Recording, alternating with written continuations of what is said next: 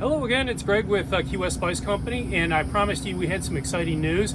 Want to introduce to you Chris. Chris owns the Heavenly Q barbecue competition team, which we proudly sponsor. So he's going to be using all of our spices, or a lot of our spices and sauces here at the Sizzle and Splash barbecue contest here in Winter Springs, Florida today. Chris, tell us a little bit about yourself. Well, I've been barbecuing since I can remember. About 2 years ago, my daughter talked me into starting to compete, and we've actually been doing pretty good on it. And now she's part of my team, and she competes herself too. And it's just a great overall experience. It's finding new ways to make something taste really good and delicious. Wonderful, wonderful. Tell me, what do you consider the biggest challenge to bringing your whole setup out here and setting up in a different place to cook every time you got to do a competition? What is the number one biggest challenge? Remembering everything. It's funny you say that because I have the same problem when I go to markets and such. Yeah, that's the biggest problem. You're always going to forget something, and then you just got to be able to adapt to what you have. You never know what the weather's going to play out, or one of your pits going bad or anything else like that. It's going to constantly be on your mind, and you learn to not overthink things. There you go, there you go. Well, folks, we'll come back to you a little bit later. We got some great video of Chris prepping his meat for the competition. We're going to take some more video, and we'll get that posted on our YouTube channel shortly. Hey, Chris, can you tell us what you're doing with the brisket here? Well, right now I'm trying to get off these little odds and ends on there to just try to shape it right and everything. That way the judges do not get wrong flavor in their mouth. Some of this stuff can put off an off flavor on it that they just don't like, so not to mention it helps it look good when it gets done cooking. You don't have all these little tag ends on there. And looks is a big part of it, I'm sure. It absolutely is. It absolutely is. So now I finally got it shaped to where I'm going to go. And I'm about to add in some of your sauce that y'all make. It's great stuff too. And I'm going to add a little bit in there for extra flavor onto my injection. Nice, nice. Wonderful. Well, we'll let you get to it, and we'll talk to you again real soon. All right, Chris, you were just telling me something interesting that a lot of backyard barbecue people don't realize about injecting. Can you elaborate on that for us? When you inject, you want to follow the grain when you stick your needle into there. What happens is if you go against the grain, now you're creating weep holes for all that juice to just come out. And then now it doesn't spread evenly. If you go through the grain, I can feel it pumping all the way where my hand is right now. When you go against it, it's only going to go about that far. It is not going to go too much further. And then it just all starts to leak out. Wonderful. There's your pro tip of the day. All right, we're back here with Chris as he gets his ribs ready for the competition. Chris, you explain to us what you're doing there and why you're doing it. Well, right now I'm getting rid of all this extra fat that just doesn't need to be in there. I'm going to eventually be taking this part off, but I like to cook it anyway and have something to eat while I'm doing everything else. But some of this fat, it just doesn't render too well, so you want it off. Nobody wants a tough bite, and that's what will happen. Is feel like you're eating a 2-month-old gummy worm. So for your home cooks, what's the best thing that they can do? Obviously, they're trimming the fat off of here. When does it become that you're trimming too much fat off? When you start tearing up the meat. When you start tearing up the meat, then you're just going too much and everything, and it's just, at that point, just stop, because you're not going to get any more done and everything. This right here is actually a decent meat, and it's got a big membrane on there that I'm going to get off, but there's usually a little mohawk right here that they trimmed up real nicely when they packaged it and everything. And if you look, it's pretty much symmetrical, and that's what you want, is a straight line on both sides and everything. That way when you go to box it, they're all even, you don't have different shapes and everything else like that. So it's real important to be able to find these, have them straight and proportioned, and that's a big thing. It really is. I mean, the judges will sit there and tear you apart about it. Gotcha.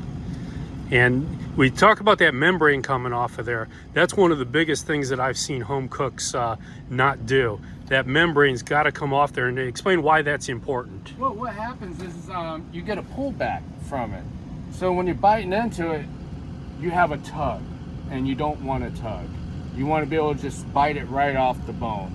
You don't want falling off the bone, because then it's just overdone. And nobody wants a meat falling into their lap when they're about to eat it and everything. No, so, not at all. A true perfect bite is when you bite into it, you can see the bone and it's clean. There's no tug or anything else. And that's Nice. the perfect bite. Nice. You know, pull that membrane off, and when you pull that membrane off, that also helps with the flavor, doesn't it? It helps get the flavor in. Yes, it does. Sometimes there's not much in there. And you know, there's a lot of guys when they cook on these drum smokers and everything else like that, they leave the membrane on. What they'll do is take their knife and just scar it. There you go. You know, that way, because a lot of them their ribs will hang. So if they keeping that on there and just scarring it, it allows the smoke and then the flavor to get into there, but not falling apart. Perfect. Well, that's all great information, and we'll let you get back to it without bothering you, so you can concentrate on what you're doing. Thanks a lot for the information. Thanks, guys. All right, so we're getting ready to inject here, and first of all, I want to mention this is Jaden. Yes. And this is Chris's daughter, and so this barbecue is truly a family affair, right, Chris? Yes, sir. The whole family's involved in it. It's something that you guys do as a family, which I think is a great thing. So, Jaden, tell me what you're doing here. I'm not really comfortable with cutting the meats or seasoning because I'm still working on that. So I usually inject all the meats. Good deal. And your dad made up the injection little bit earlier. I sat here and watched him do it. I didn't want to give out his recipe, and we're not going to go into great detail with it, but there is a hint facing me in the video if you want to figure out what the injection going into these ribs is. But anyway, so you're just going to inject these ribs, and then we're going to let them sit for quite a while, because we have another 12 to 14 hours before they're going to go on the smoker, correct? About that, yes, sir. So they'll soak, and you'll put these in a plastic bag and suck the air out of it so that they're can sit and marinate well in those. Yeah, it leaves it to where no juice can get anywhere but stay on the meat. Perfect. And when you're injecting these, Jaden, you're just injecting them till they plump up a little bit, right? Mm-hmm. And again, we're following that technique, doing it with you see her gently pulling the injection needle out as it fills up. A little bit of squirt there, but that's all right. Once she's injecting, you can actually see the meat rise. If we can see the meat rise up as she's injecting it, and as she's slowly pulling that needle out, as she does it, is a little bit of technique with this, and I'm sure you had to practice some to make that happen, huh? Mm-hmm. Yep. Good deal. So we have another couple racks of these ribs to go, and they'll be ready for competition. Anyway, we'll check back with them a little bit later. All right, Chris, we've got a cut of meat here that I am not familiar with. I have never played with, and I'm going to let you explain to everybody what this is here. What this is part of the Boston butt, the pork butt. A lot of people will get the whole pork butt, which comes into 3 different sections, where towards the bone is your heel, and you'll get your pulled pork out of. Then you'll have the middle sections that are tubes. So in this section, what it is no longer have the heel. So right in here, that's a money muscle right there. That's what everybody wants right there, is that part right there. That is the tenders. That's like the filet mignon of it. And inside here, you got 2 tubes of meat that they call them tubes because they actually pull out and look like tubes. And great eating and everything else. Doing collars is what they're called. Cuts down on the cooking time for me, where I don't have to spend so much time, 8-10 hours to cook it. I can actually cook this in about 5 hours. Nice. So it's a time-saving technique, and you're getting the best part of that Boston butt. Absolutely. I mean, the heel, you don't get that much meat out of it because of where the bone's at and everything else. And not to mention with that bone in there, it slows down the process of the cooking and everything. So Now I only have to focus on what the judges actually want. Nice, nice. So basically, you're taking the grade A part of that Boston butt and got it down. So you're only using the good part. I like that. That's smart cooking.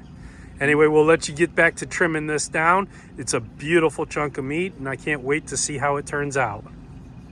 Hey, it's Greg. I am back in the hotel room for the night, and I'm sitting here editing the video that we took today, and I realized that I didn't have any kind of conclusion.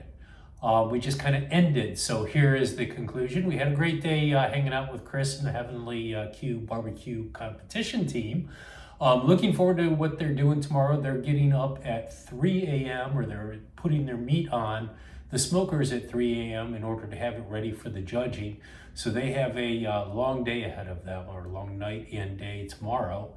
I'm back to the hotel, obviously. Want to shout out to the Hampton Inn at 7500 Future Drive in Orlando. A beautiful room, pleased with it. Anyway, so we'll go back with them tomorrow. Unfortunately, because I am vending, I'm not going to have as much time to take some video, but Chris said he was going to take some video for me and forward it over. So look forward to part 2 of this tomorrow. Tomorrow, probably realistically Monday or Tuesday, when I'm back home in the Keys. And if you are in the area, the Orlando area, please come out to Winter Springs to the Sizzle and Splash Barbecue Cook-Off.